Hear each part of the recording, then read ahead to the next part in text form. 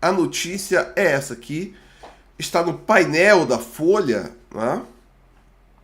E diz: PSDB e Missão conversam sobre acordo para governo de São Paulo e presidência.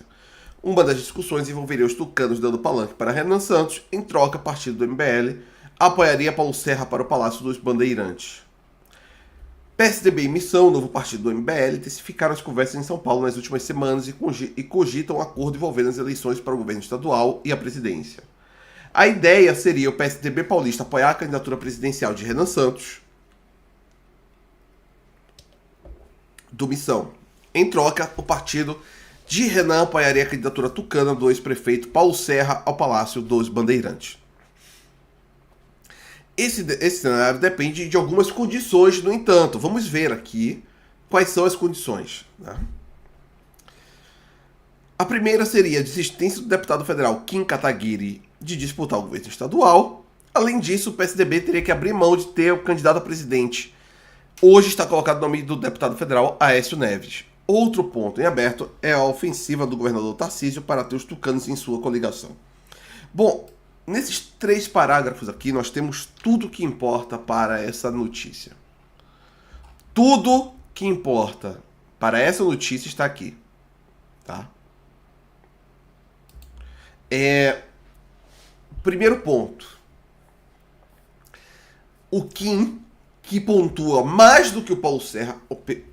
Olhem esse acordo aqui. O Kim pontua mais do que o Paulo Serra. O Aécio Neves pontua menos que Renan Santos. Aí a lógica seria: abriríamos mão da nossa candidatura em São Paulo por um apoio a nível federal, sendo que tanto a nível estadual quanto a nível federal eles pontuam menos do que a gente.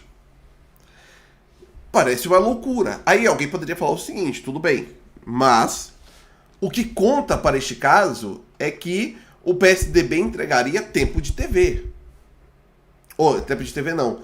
Entregaria participação em debate. É isso. Né? A ideia seria essa. Tudo bem. A missão pontua mais a nível estadual e federal. Porém, não tem uma bancada, o que não garante o partido nos debates. Então a gente fecharia com o PSDB para ir para os debates, correto? Porém, não vai ser necessário isso, porque o Renan ele já pontua 6% na pesquisa que vale para a Record, que é o Real Time Big Data, e eles colocaram esse piso. Todo candidato que ultrapassar 6% será chamado para o debate, e o Renan já passa desses 6%. O que a Globo utiliza é a Quest, e aqui é informação de bastidor, tá, que eu vou dar agora. O Renan já pontua nesse nível em trackings, pelas informações que chegou, tá? Em trackings da Quest. Então, qual seria a lógica desse acordo? Bom, a lógica desse acordo está nesse terceiro parágrafo. Provavelmente o PSDB está tentando negociar um palco estadual com o Tarcísio, está tentando fazer um acordo com o Tarcísio para apoiá-lo no primeiro turno já, abrir mão da candidatura do Paulo Serra. O Tarcísio está achando que não é necessário isso, talvez. Né? Deve estar dificultando as tratativas. Então, eles lançaram essa nota da imprensa. Olha, eu vou dizer aqui, vou dizer uma coisa para vocês, para ficar muito claro. Informação que chegou. Isso aqui, estávamos conversando isso aqui hoje no grupo de campanha. Conversamos sobre isso aqui hoje, né? O que eu posso falar para vocês? Isso aqui só serve para o PSDB. Só serve para o PSDB. A missão já abriu mão de fazer coligação com outros partidos que tentaram fazer federação, não é coligação, né? Agora federação. Já tentaram federar. E a missão disse, não, não iremos federar. Então surge essa notícia. Aí você pode dizer assim, tá, mas tem uma foto do japonês com o Paulo Serra. Sim, tem uma foto.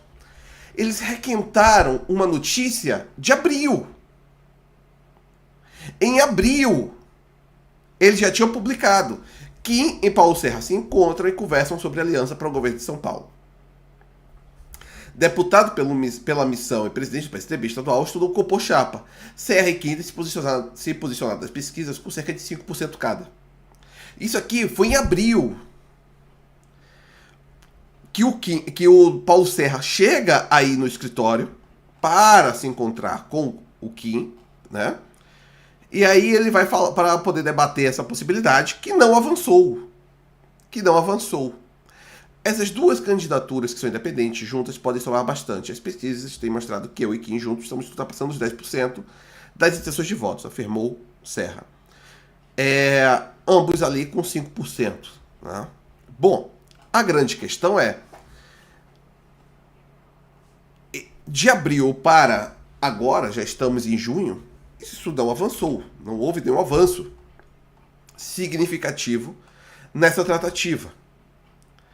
E aí, do mais absoluto nada,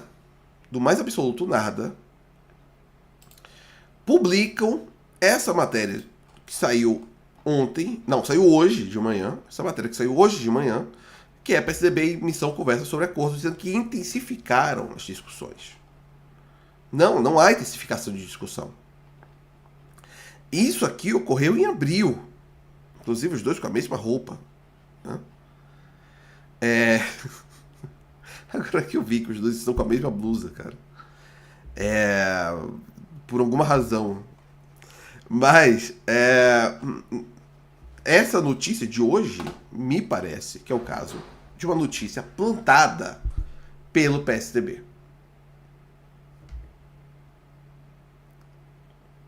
É o que me parece. Me parece que é uma notícia plantada pelo PSDB, que tem como grande intenção torná-los mais fortes e competitivos para a eleição desse ano, e para que eles possam compor com Tarcísio Gomes de Freitas em São Paulo. O que me parece? Tarcísio Gomes de Freitas está dificultando as tratativas. Não é? Ele está dificultando as tratativas e, ao dificultar essas tratativas, o PSDB está tentando demonstrar que tem uma rota alternativa. Né? Porque aí é a grande questão. Eles precisam demonstrar que eles também estão em condições de negociar. Por que eles têm que demonstrar isso? Hoje, tudo que você olha para o PSDB, você vê fraqueza. O PSDB demonstra fraqueza. O PSDB não demonstra ter uma capacidade de, por exemplo, negociar com o Tarcísio. Algum de vocês aqui, sendo Tarcísio Gomes de Freitas, negociaria face to face com o PSDB? Não. Qualquer acordo com o PSDB em São Paulo nesse momento deve ser extremamente prejudicial ao próprio PSDB, né? Em condições desfavoráveis aos tucanos. E eles utilizaram dessa notícia, utilizam da sua inserção na imprensa, que eles têm uma grande inserção na imprensa, principalmente na imprensa de São Paulo, e conseguiram plantar essa nota. Né? Como estamos todos em campanha por Antum, né? O que o PSDB fez foi dizer o seguinte: olha, a missão conversou com a gordinha da sala. Né? Essa piada não é minha, essa piada eu escutei hoje, mas tudo bem. Vamos fingir que ela é minha. A missão aí teve uma conversa com a gordinha da sala, hein? Talvez tenha passado o peru nela. Foi isso que aconteceu. Eles olharam e plantaram essa notícia. A gordinha da sala plantou a notícia que a missão tinha passado o peru nela. Só que não passou peru em ninguém, cara. Só foi pedir Só pedi uma caneta. Ô, só me passa a caneta aí. E aí, a gordinha da sala falou que a missão tinha passado o peru nela. Foi isso que aconteceu. Tá? É isso. Está tudo muito bem explicado aqui agora. Espero que tenha ficado bem explicado. Né?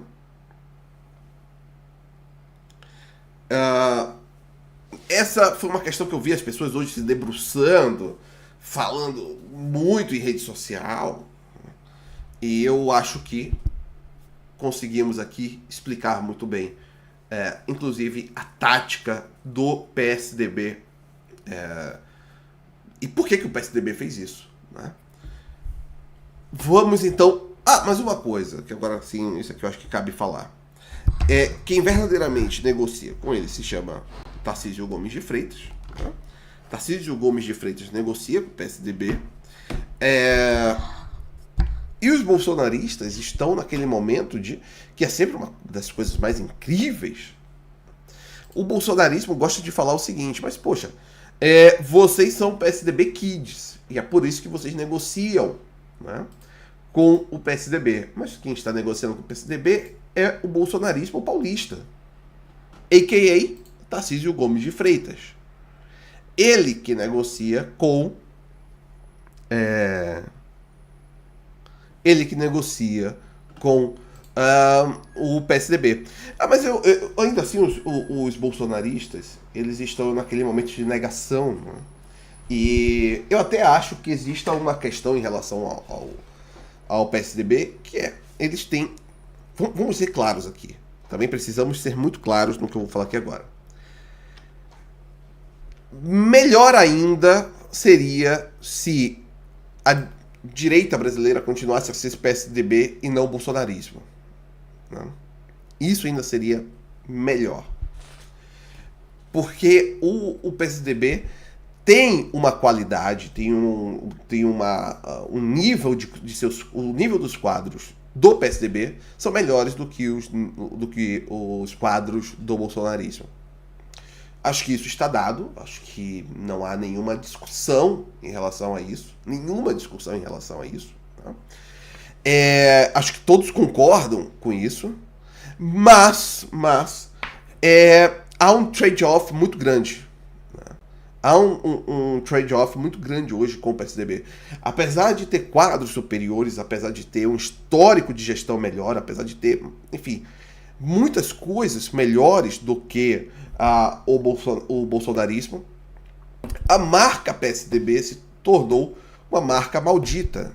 Né? Se tornou uma marca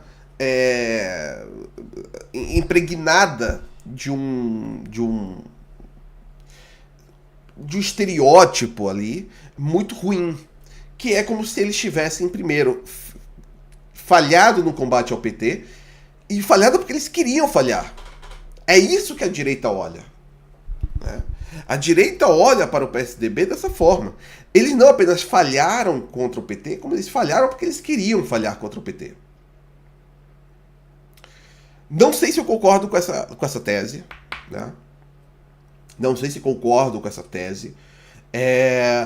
Acho que há uma... Acho que conseguiram impregnar o PSDB com uma peste, né? Uma certa pestilência daquele momento de transição entre a ordem, entre o dualismo PT-PSDB e a superação pelo bolsonarismo. Existiu aquele período de transição, 2014 a 2018, que eles conseguiram cagar tudo que eles tinham, destruíram tudo, né? E eles não conseguiram se recuperar daquilo. O dano à imagem foi terrível. Né? Acho que o dano à imagem foi terrível. E o dano à imagem foi terrível porque muitas pessoas acreditaram naquela tese ridícula, tosca, inverossímil, tá? Apesar de ter se tornado credível, que é a tese do Teatro das Tesouras. Tá?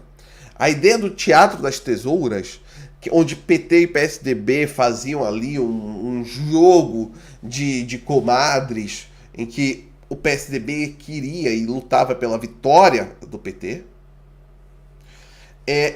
tornou-se credível, apesar de completamente mentirosa, para o eleitorado da direita. Né? Então, isso fez com que o PSDB se tornasse um partido que sofre com essa pestilência.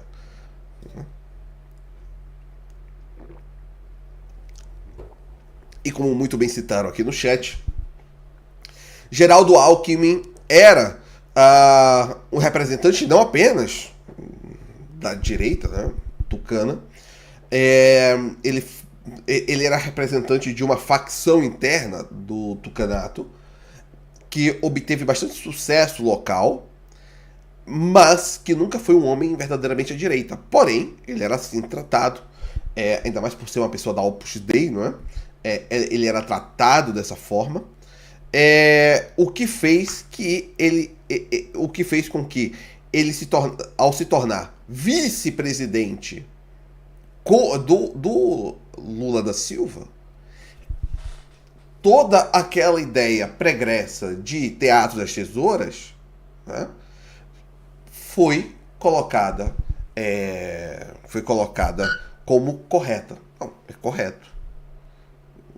A tese do Teatro das Tesouras é uma tese correta. Tanto é correta que Geraldo Alckmin tornou-se vice-presidente de Luiz Inácio Lula da Silva. Não fosse verdade a tese, ele não seria vice do Lula. Essa foi é como se você...